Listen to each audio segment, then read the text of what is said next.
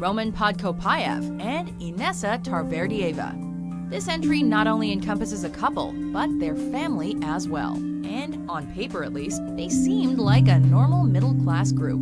He's a dentist and she's a former teacher. But together with two of Tarverdieva's daughters, they terrorized Russia for 6 years until 2013, committing numerous robberies and over 30 murders, including many cops. No more dead cops! Reports vary on whether he or she was the mastermind of the crimes, but what's clear is that they viewed this spree as, quote, going to the office for a day's work. At last, their reign of terror ended in a violent shootout where Podkopayev was killed.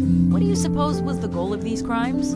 Cold, hard cash. Number 7, Syed Rizwan Farouk and Tashfeen Malik. We are in pursuit of the suspect vehicle. We've got shots fired out the back window. Homegrown terrorism is a growing problem, and this case resulted in one of the deadliest mass shootings in California history. Inspired by foreign terrorist organizations like ISIS, on December 2, 2015, Farouk and Malik opened fire on guests at a holiday party at the San Bernardino County Department of Public Health, where Farouk worked, and had planned to detonate bombs as well. Both suspects dead. Police finding rifles, pistols, and thousands of rounds of ammo in their car. By the time it was over, the couple was dead, as were 14 civilians, with 22 others injured. According to the FBI, they'd become radicalized in the years leading to the crime by, quote, consuming poison on the internet. She's probably the most radicalized of the two of what we've seen so far, and could easily persuade, a spouse. And in that time, Farouk and Malik planned and carried out the deadliest terrorist attack on the U.S. since 9/11. So the message not only for the city, but for this entire region is we understand people are scared, and we understand that there's concern that there may be more folks out there. Number 6, Alvin and Judith Neely. Georgia and Alabama authorities, now joined by federal agents, searched across several states for the Neelys. Both inclined towards a life of wrongdoing. Alvin and Judith Neely's criminal activities intensified when the husband and wife pair kidnapped 13-year-old Lisa Ann Milliken from a Georgia mall in September 1982. They were sadistic sociopaths to the core. They subsequently took her to an Arizona motel to rape and torture her, with the young girl even being injected with Drano before she was ultimately fatally shot. They similarly targeted a young couple not long after, but John Hancock survived and identified his attackers. She admitted to walking him out into the woods, shooting him in the back, leaving him for dead. While Alvin was able to avoid the death penalty, Judith was not so lucky. She became the youngest woman in the United States to be sentenced to death. However, that sentence was commuted to life in 1999. You don't see those crimes around here. That's something that you always hear about somewhere else, and it was just a tragedy. Number 5, Charles Starkweather and Carol Ann Fugate. As long as you do as I tell you, you'll be okay. While most teens were hanging out with friends, 19-year-old Charles Starkweather and 14-year-old Carol Ann Fugate were spree killing their way through Nebraska and Wyoming. The first killing was a local farmer named Meyer, who had in the past permitted Starkweather to hunt from his property. Starkweather shot him for no reason. From December 1957 to January 1958, Starkweather murdered 11 people, including Fugate's own family, with Fugate as an accomplice to many of these crimes. That's why she wouldn't let me in that house, because there was something wrong. And now, like I said, I know why. The pair was finally caught almost by accident when police happened by their stalled car on the roadside. A high-speed chase later, and both were arrested, with Starkweather receiving the death penalty and Fugate becoming the youngest female ever tried for first-degree murder in the U.S., earning herself 17.5 years in the slammer. Please, God, don't let me lose my mind. That was my prayer. Don't let me lose my mind after what I'd been through. Their story was so riveting, it inspired various on-screen adaptations, including Badlands, California, and Natural Born Killers.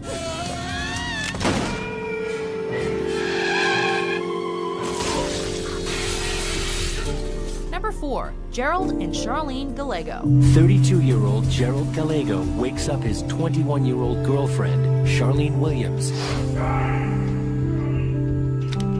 and tells her that today is the day to make his fantasies a reality. Raped and murdered a total of 10 people, mostly teenaged girls, in California, Nevada, and Oregon between 1978 and 1980. The couple would hunt for many of their victims at Sacramento area malls. Charlene testified in court she was the one who lured girls into their van, where Gerald waited with a gun. Gerald did most of the dirty work, but Charlene was a more than willing participant.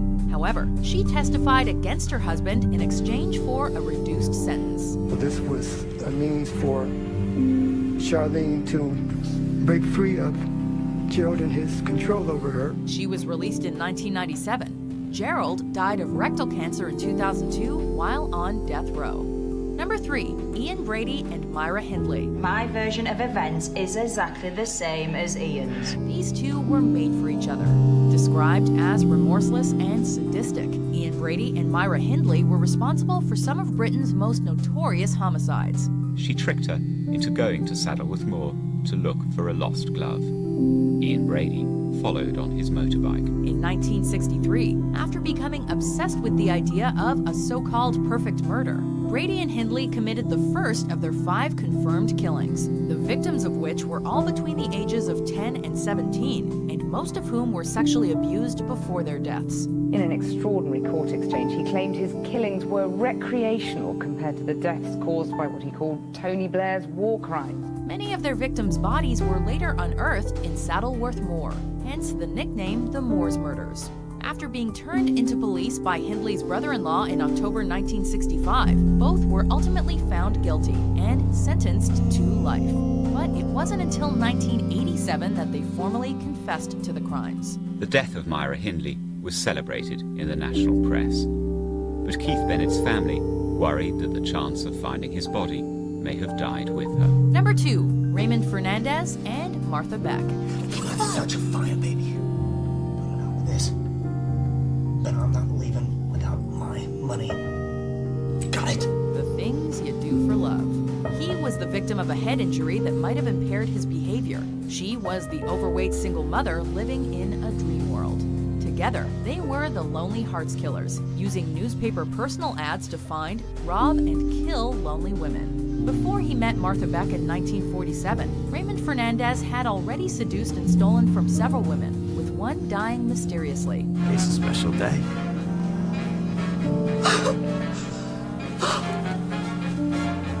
Sometimes posing as his sister, Beck joined him in his life of crime, and by 1949, they had killed at least 3 people, including a 2-year-old. I can only watch me work. After their arrest, they were executed by electric chair on March 8, 1951, and they proclaimed their love for each other until the very end. He kills for me.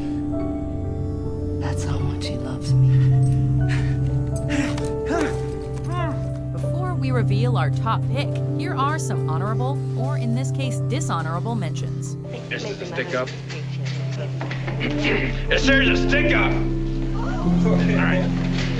In Carol, he found someone who was receptive, and because he combined his fantasies of violence with lovemaking, it began to sort of desensitize Carol to the idea of this extreme violence. Stephen put up a fight. Johnny! Help!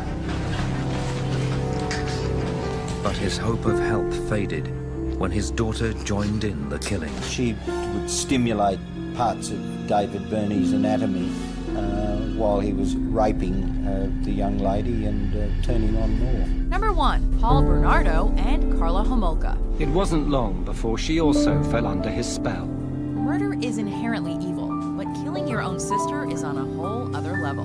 Alongside her husband-to-be, Paul Bernardo, also known as the Scarborough Rapist, Carla Homolka was involved in her sister's death in 1990.